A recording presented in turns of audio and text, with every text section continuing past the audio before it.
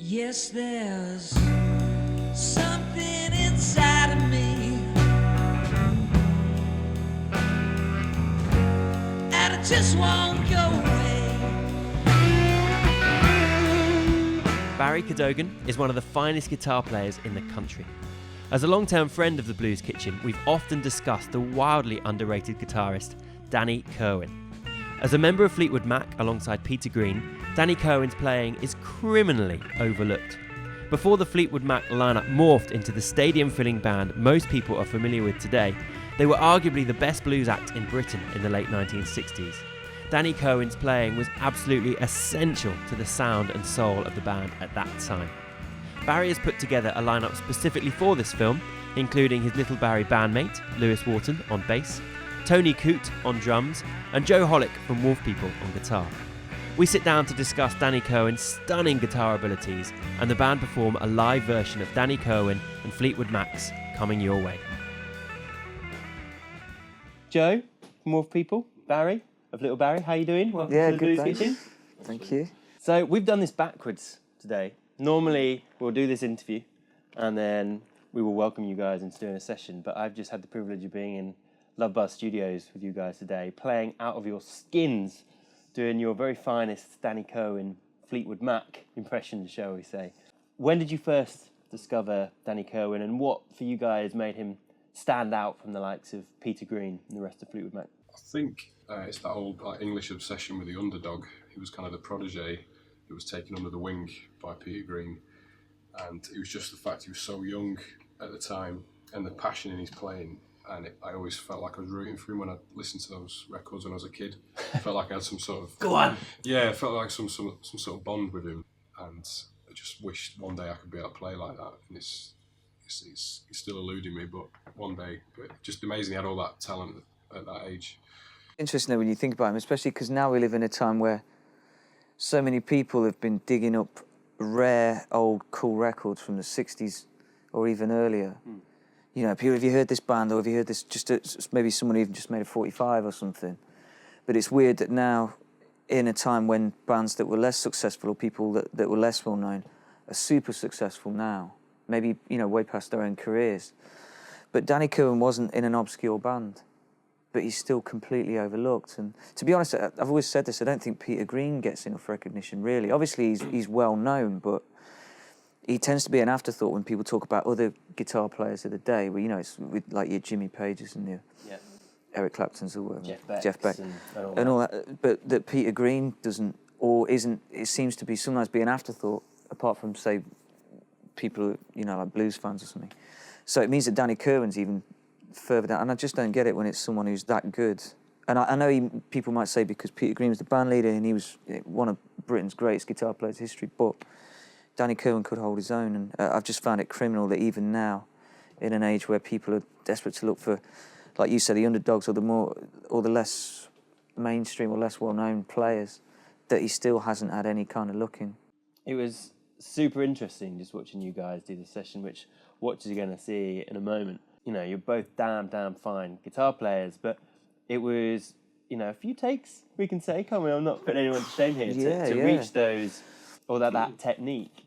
I don't want to say what have you learned from Danny Kirwan, but what can he do that others can't?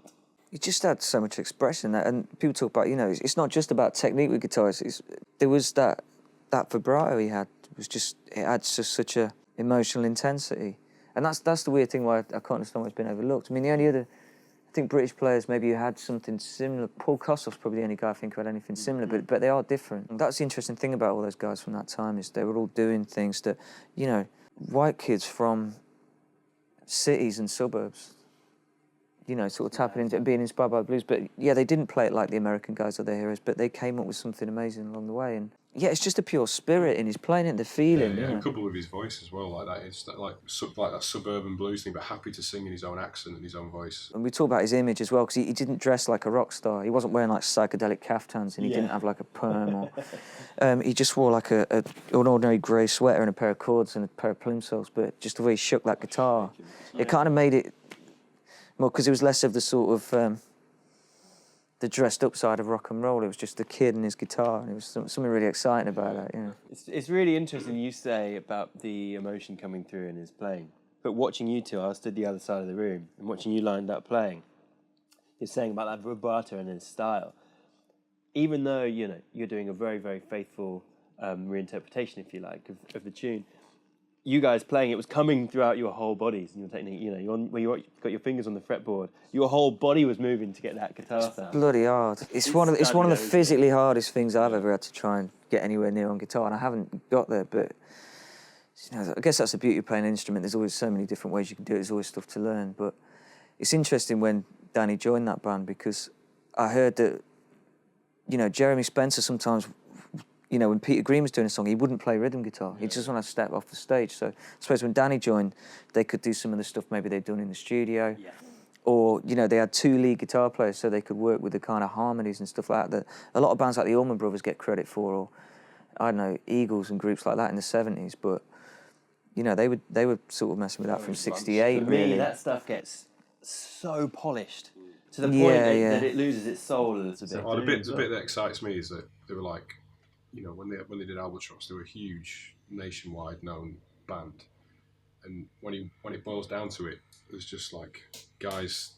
They've just got a guitar, a lead and an amp and a brain and some fingers, and you can hear all their personalities like almost translated. Well, I mean, we've met today, Joe, but I've spoken to Barrie about this a lot before, and you put out a B-side to one of your records, was Danny Kirwan. Yeah, we did a version of Only You probably about 4 years ago for Record Store Day. It was on the flip side of the track we had from our album at the time. But when we've spoken about it, and yes, really all your goal is to raise his profile, really, isn't it? Is to actually give him a bit of the praise he deserves. Yeah, because, you know, no one really knows, you know, how he is or anything. You know, he's had some hard times in his life, and no one really knows where he is. But, you know, we respect his privacy. We're not going to try and track him down for a selfie or anything. but it's just to try and show some love for the guy, really, because I think he was an extraordinary, I don't know if talent's the right word, but he just had an extraordinary, you know, connection with music, and the way it came out. You know, he was 18, but he just turned 18 when he joined that band, so. He was an amazing songwriter as well. That gets overlooked. Like Sunny Side of Heaven is a beautiful, beautiful song. What's mad about it is the name. You know, people don't know the name, but how many great tunes you hear when you go to a club? And it's like, it doesn't make the tune any less great because you don't know who it's by. Yeah, maybe a lot of people think it's Peter Green playing it all. I think there is some of that. And also, maybe it's a bit like the thing where plenty of people know who Howlin' Wolf is, but they don't know who Hubert Sumlin is. Yes. Or people know who Muddy Waters is, but they don't know about Pat Hare or the other guitar players he had in his band, you know, at different times, because he had so many. And maybe it's just that thing where, you know, it's more the people may know who Peter Green is and they know who Mick Fleetwood and John McVie are, and then maybe the people in the later lineups, you know. Yeah. Cool. Well, can I ask you to introduce your tune? Okay, this is Mr. Joe Hollick from Wolf People. This is Barrie Cadogan from Little Barrie. And we're going to do a version of Coming Your Way. Yeah, okay. So Coming Your Way, take 8.